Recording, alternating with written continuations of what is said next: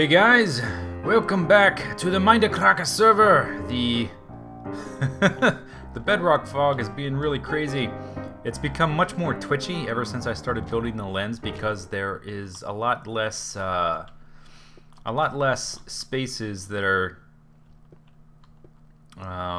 open from bedrock to the sky because the lens is blocking it off, and the fog's doing weird things. I mean, it was doing this before, but it's a little bit more skittish, a little more flickery. I don't know. Pick a word, use it. So today we're going to be doing a little bit of caving. I found a geological feature, an area that is unlike anything I have ever seen in Minecraft. When I saw it, I was kind of blown away.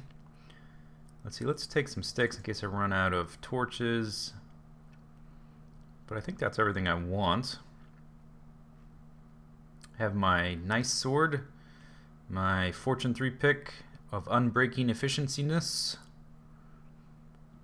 Yeah, I don't think I need anything there. Alright, so we're going to go explore this. I haven't really done much with this area.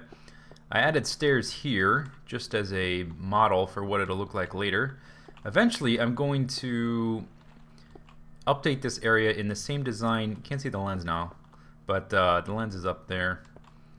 I'm going to update it in the same style as the lens with sandstone and wood paneling, wood planks, stairs, that kind of stuff. All these walls are going to be sandstone with probably some glowstone in the walls or something. All of this roof will be sandstone, and this is a big monolithic surface here, so I'm probably going to do something with that to break it up a little, but all this will be, these walls will be sandstone until you get back into the actual tunnels. This will be wood, etc. And the only things I've really done, whenever I need a new tunnel for mining, I just dig like this. I think this is where we're going here. I'm going to try not to look at this sign to not let you see what it says. Although if you're watching the video, you've probably already seen the title, and the title is going to be Hellgorge. So it should be back here. Here's a little lava pool. It's past this little cave system I found and dug through, and this wasn't all that extensive. There's something else back here. If I took the right tunnel. No, still farther. Alright. But I don't recall it being too far. I believe... No, that was some coal. I don't think it's too far away, though. I think it's... Here we go. Okay. This is it. So, some of you may have seen this before. I have not. In fact, I've seen this in limited quantities, in small areas, but not as extensive as this. Get ready to check this out. There was an arrow still stuck in the wall. That's weird. You see that? Here we go. Ready? It's a ravine. Let me just make sure I'm not going to get killed here. There are a lot of enemies here. All I did was tunnel into this, see this, and turn around and not touch it. Look at this. The entire thing has a sea of lava in the bottom. It's not just one little isolated pool. The whole thing runs along the edge. I'm actually a little disappointed that the waterfalls have come here and turned some of this to obsidian. I think what I'm going to do eventually... Ooh, there's diamond right there. I need to get that. I need to add 3 picks to the enchanting exchange. But I think I'm going to stop up all the... There's iron. I need iron. I'm going to stop up all the water, and I think I'm going to just break all this obsidian so that it's just lava here. Because I think this is a really cool environment, and I want to do something fun. I even thought about just using glowstone or something. You know what? I've got a lot of pumpkins.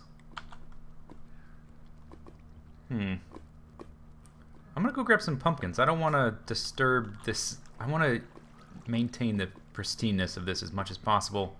I don't want torches on the walls. Let's go get some pumpkins, and I'll be right back. Alright, here we go. I only had a stack left. I took 2 stacks up to the lens to light that with, to light all the wiring up. Speaking of which, someone posted in the comments that there's a simpler way to power 4 pistons.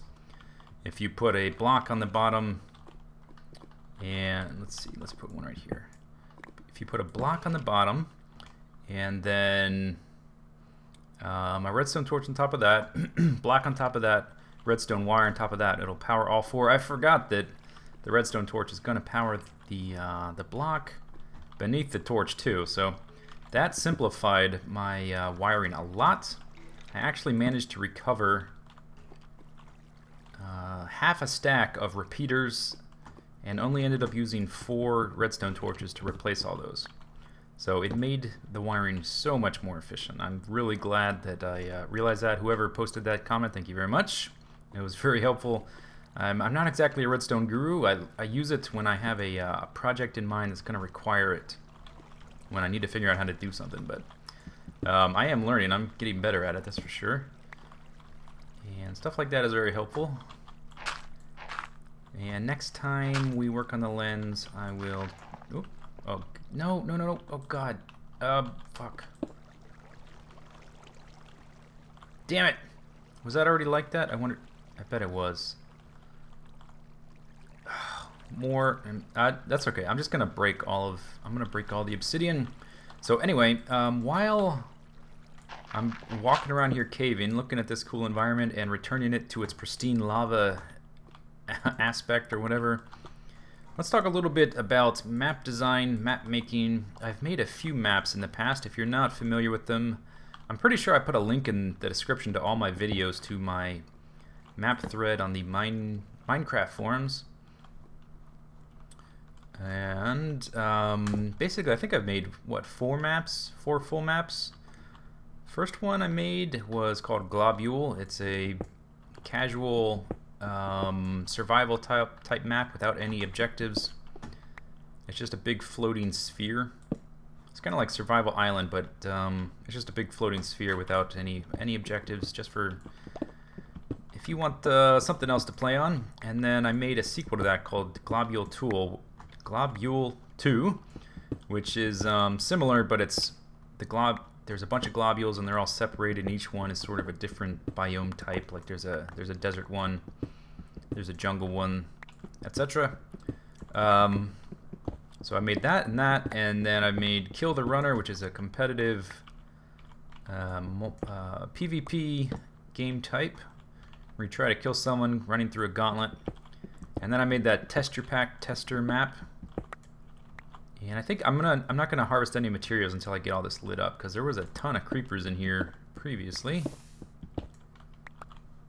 Let's see, maybe we'll alternate with the pumpkins on the other side. I need to get around this. Let's go ahead and shut that one off, because it's kind of in the way. Oh, there's iron. Okay. So what was I saying? I made those for the Texture Pack Tester map, and I've also done a number of small ones. And I made a few videos about weird things I've made with Redstone, the TNT magazine and stuff like that. And each of those comes with its own map download, and that's sort of a minimal quote-unquote map I made. But anyway, I bring all this up for the reason that, whoa, this looks really high. See how vertical that goes? That looks pretty tall. It's really dark. It's hard for me to tell, but we'll get it lit up eventually and see just what is up here. I bring all that up because I am thinking about returning to map making. There is a map idea I've had for a while that I am thinking of making. It's going to be a new game type. People have asked me in the past if I'm ever going to make a complete the monument style map, and the answer to that is, ooh, monsters. The answer to that is most definitely no, never. I will never make a complete the monument map. And the reason for that is because I am such a huge fan of Vex, and I really think that is his... Whoa, oh no, God, I like lava, but I don't want to be down there yet. Come up. That's his territory, and I don't think that I could add anything to the Complete the Monument genre that he hasn't already done better. And so I feel almost like plagiarism. I don't think that everyone who makes a Complete the Monument map is a plagiarist. I'm not saying that. I'm certainly not saying that. And there have been some really good Complete the Monument maps that weren't made by Vex. The one that stands out in my mind that I haven't actually played, but I've seen other people play, is the Vinyl Fantasy. That is an example where someone took the Complete the Monument formula and added just a little twist to make it their own. It's still basically the same thing. I mean, he did what amounts to a palette swap. Instead of wool, you're going after records. But the whole thing with the Redstone monument, and each time you put the record in, it turns a light on, and I thought that was a really cool tweak, and that map looks really well designed. Anyway, all that to say, I'm not going to do a Complete the Monument map, but I do have in mind a game type that, as far as I know, is new, that I've never seen anybody else do it. Hey-oh! Let's go and shut off that one too. I'm not going to shut off these though, I don't think. I think I'll leave those. It is a new map type. It has a set of objectives similar to Complete the Monument in that there is a structure to the map. You're not just living there and making houses and whatnot. There's a goal. There's a series of things you're trying to achieve. And I don't want to actually talk about what it is or the details of how it works, because if I do, I think somebody's gonna steal it because I think it's a good idea. So that'll have to wait and be a surprise until if I actually make this map. But man, if I do make it, it will be a doozy. It is gonna be really ambitious, both in terms of size and in terms of design. It's going to be probably bigger in area than Globule 2. Let's see, is there a hole there? Let's go put a hole there so that won't spread this way. And we'll walk behind it. Diamonds. Like to see the diamonds. So it's going to be large, and it's also not just from an environment standpoint, but from a technical standpoint, it's going to take some designing. Not in terms of a lot of redstone contraptions, but in terms of the way the map flows, I guess. Without going into specifics, I guess we could talk about the difficulty curve, how a survival map with objectives would start out easy and get harder as you move through it. I suppose we ought to go one tier up to get at that waterfall, eh? There's another one. Those are both sources from beneath me. There's another one. But I do need to go up. Okay, so let's put a stair up where we started, which is by that torch. So I guess I'll go ahead and dig through here. Or maybe can I just swim through here? Yeah. Come on. Okay. Now, come on. Pushing me around, bully. But one thing I can talk about, I won't talk about the objective system, but one thing I will talk about is the setting, or the sort of the environment. It's going to be patterned off of, or sort of taking place in the Planescape universe, which is an offshoot of the Dungeons and Dragons universe. If you're not aware of Dungeons and Dragons, let's see, Baldur's Gate is a famous role-playing game. Baldur's Gate was set in the Dungeons and Dragons universe, particularly in the Forgotten Realms. And then there's also a really good role-playing game called Planescape Torment, which was set in the Planescape. Let me switch to these for this staircase. Planescape Torment. Whoa, buddy. Planescape Torment was set in the Planescape universe, which kind of overlaps with Forgotten Realms a little bit. But Forgotten Realms is where Baldur's Gate takes place. If you never played Baldur's Gate or Planescape Torment, those are two of the best role-playing games ever made, bar none. They stand head and shoulders over almost any role-playing game ever made, without question. And if you disagree, you're wrong. You're wrong. Sorry. Oh, I should probably be using... See, I don't need that. I should be using this for these bad boys. Kersplow, kersplow.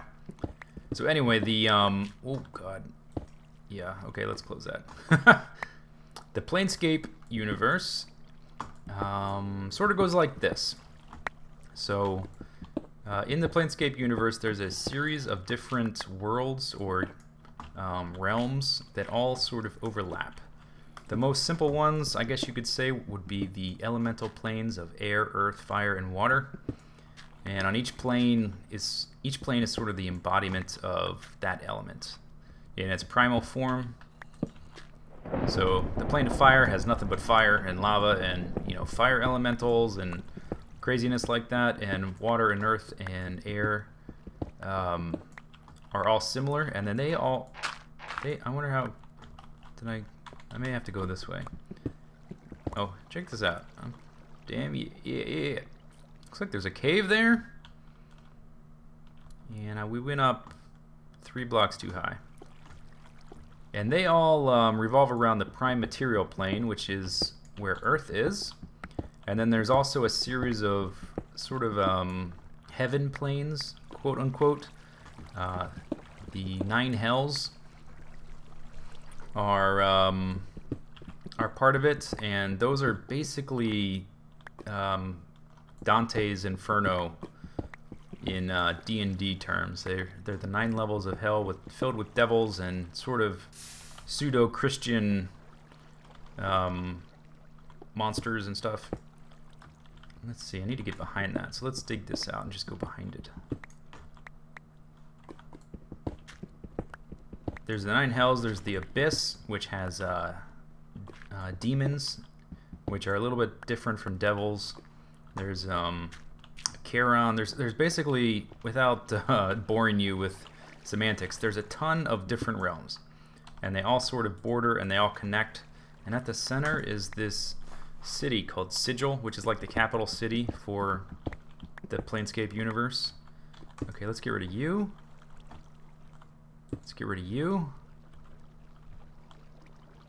Anyway, the point of all this is to say that in this universe, all kinds of crazy stuff happens. There's monsters and demons and angels, and they're all interacting in this like dense urban city, which leads to some really interesting stuff. And of course, I can't actually put my map in this universe because it's copyrighted, right? I think, who owns Dungeons & Dragons now? Is it Wizards of the Coast, the guys that created Magic the Gathering? I think it may be owned by them. But anyway, my map that I'm talking about won't be located or situated or whatever within Planescape, but it's going to be that kind of idea where there will be different realms. If you think of like a plane of fire, I mean, that's pretty self-explanatory. There's going to be lava, there's going to be fire, maybe blaze spawners. Then you might have a plane of air with gas spawners and, you know, floating islands and stuff way up high in the sky. That's sort of going to be the setting for it. And there may be overlap. And the whole reason I bring this up, well, one, just to have something to talk about while I'm caving and lighting up this ravine. But the whole reason I'm bringing it up is because when I came in here, this area made me think of what an overlap between the elemental plane of fire and the elemental plane of earth might look like. This crazy gorge with lava all over the place. Oh, spider. I hope that's not a cave spider. This is looking nice. I'm wondering though, well, whatever. Maybe I should recess the lighting. It's a little too bright in here. But actually, I don't want monsters to spawn, so never mind. But if I do start to make maps again, map making is extremely time consuming. I mean, it is super time consuming. If I start making maps again, it's gonna mean less videos. Basically, there's no other way around it. Let's dig through here. I really hope that's not a cave spider up there. Let's actually, if it If it is, we need to take care of that ASAP. I'm worried about it because it's that mine shaft. So let's dig up to the mine shaft and take care of that potential problem before it takes care of us.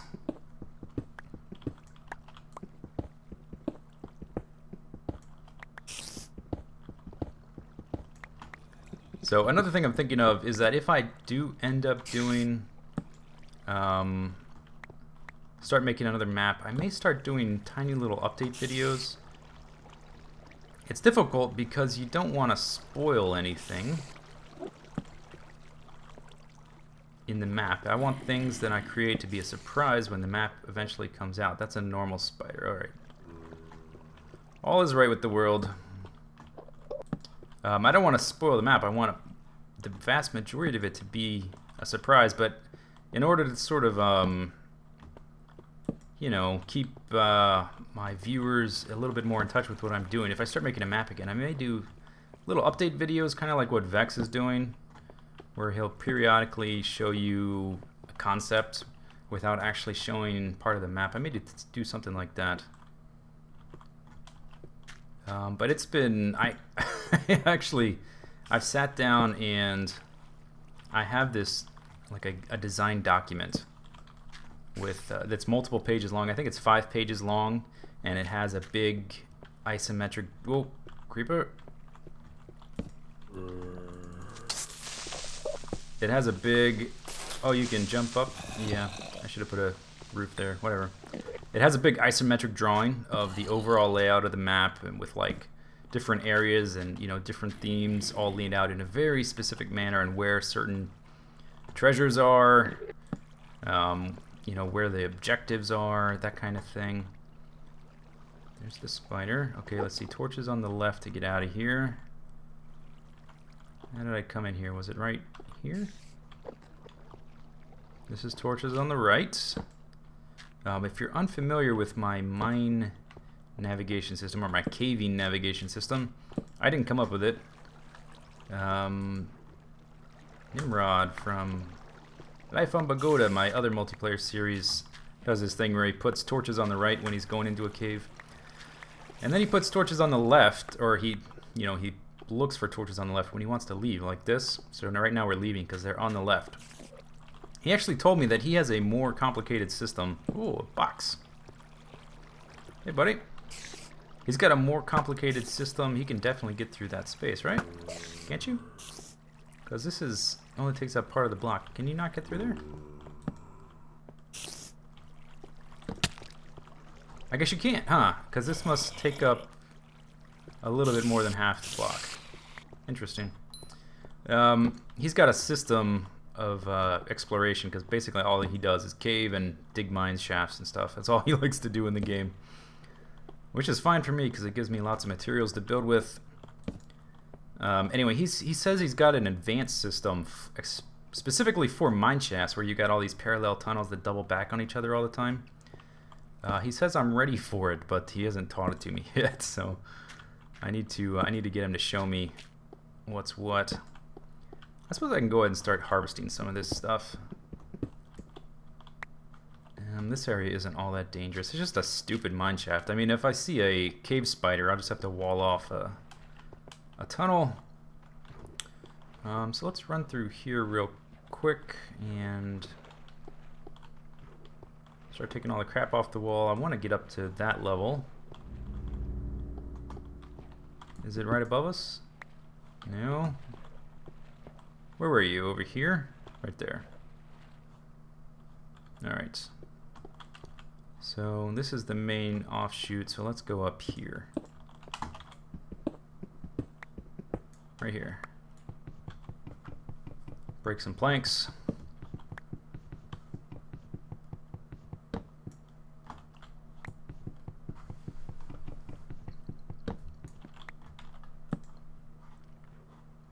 Is that it? Just this, huh? Nothing much up here. Alright.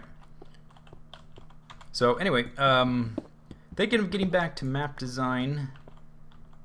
It's important that I don't take on too many projects at once, though, because every time I do that, I start to fall behind on certain things, and I hate falling behind on stuff like that when people like seeing a certain thing and then it doesn't happen because I'm busy doing something else.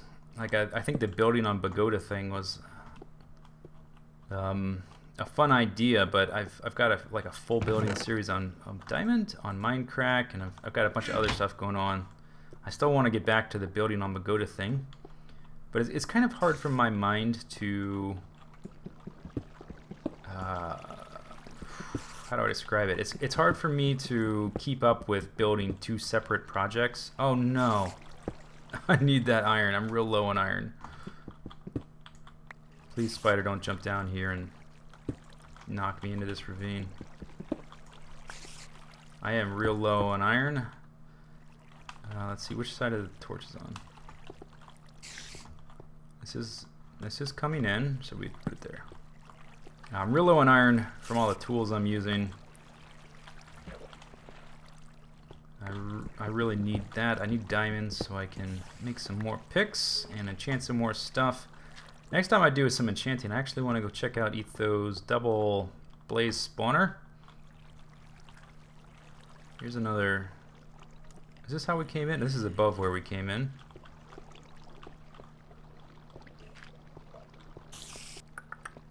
So, in other news, Ultra Hardcore Season 7 will be starting Monday. Good mentioned that recently, so I guess it's okay to talk about it. I'm not going to spoil anything about it. Nobody's really talked about what the game type is, so I'm not going to. You just have to wait and see. I think this video will probably be going up on Saturday, so you're only going to have to wait 2 days anyway. And then there'll be a whole new season for you. Yay! But that was a fun season as well. I really enjoy those. They're a lot of fun. Is that that's a string down there?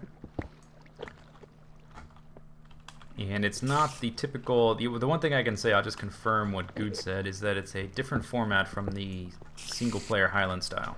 That's all I'm gonna say. What's? Whoa! Oh, slimes. Ooh, I don't have my looting sword on me. Wish I did. He's underneath here, huh? So we're in a slime chunk. He spawned down there. We're too high for him to spawn here. Ooh. Maybe I should go get my looting sword. Come get some slime. What are you doing, buddy? Give me all those slime balls. Here's some coal here. Alright, so from this point I'm just going to do some basic caving and try and get a bunch of materials. I may start to edit this out if nothing too interesting happens. But I wanted to talk a little bit about map making and possibly returning to it. And I wanted to show you guys this Hell Ravine. And I'll probably put some more footage once I get back into the actual ravine, get out of this mine shaft. Okay, we're just about done. We've got one piece of obsidian left. I think that should do it. I think I've removed all the obsidian. There wasn't any lava here. But the rest of it should be removed. I'm pretty sure I have a straight way out of here. So we're going to wrap this video up. Yes, look at it now. This is the way it should have been. Screw that water, screw that obsidian. I just want to see all the lava. Look at this. This is amazing. I've never seen anything like this in Minecraft.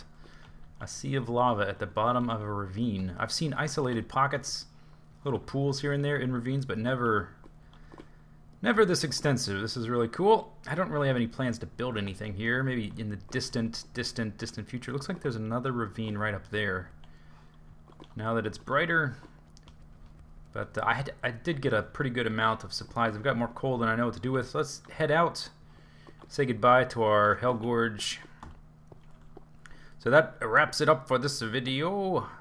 Next time, we're going to be doing a little more construction. I'll show you the updated wiring, which is a little simpler. The bottom doesn't have any wood on it yet. It's still all cobblestone exposed to the air, to where you can see it from the ground. I will update that later. But next time, we're going to work on the outlying rooms and some aqueducts to spread the water out.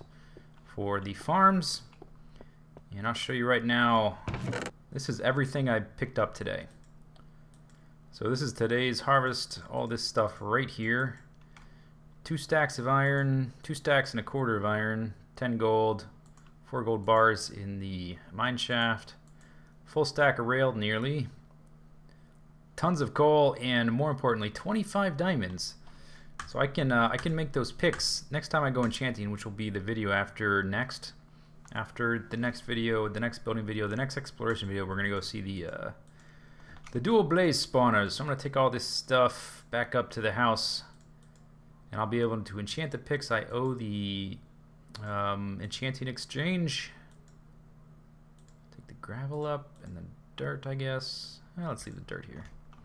All right, so see you guys next time. See you later. Take it easy. Have a good day. Bye.